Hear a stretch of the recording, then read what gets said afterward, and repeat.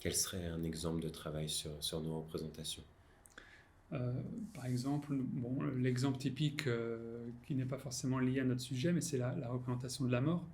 En changeant notre représentation sur la mort, donc la mort n'est pas un mal, mais quelque chose de tout à fait naturel qui est lié à notre nature humaine euh, d'être mortel, eh bien, on ne craint pas la mort. Donc, en changeant notre représentation, on va pouvoir développer une certaine tranquillité d'âme, une certaine équanimité dans notre considération de la mort et de la finitude humaine. Par exemple, en pensant régulièrement à cet événement qui est la mort. C'est ça, donc il y a un exercice qui est la méditation de la mort, le memento mori, pour reprendre l'expression latine, qui est un exercice qui consiste à visualiser la finitude humaine, à se représenter soi-même ou ses enfants ou des personnes célèbres de leur vivant, et puis une mort ensuite, et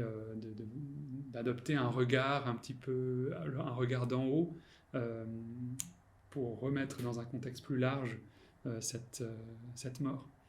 Ce qui permet de réintroduire à l'échelle de l'existence individuelle la question de la limite, qui est une question qu'on retrouve aujourd'hui à l'échelle du cosmos, du monde, de la nature, et et donc il y a des échos tout à fait prononcés et pertinents entre la question de la limite de l'existence individuelle et de la limite en général. Mm.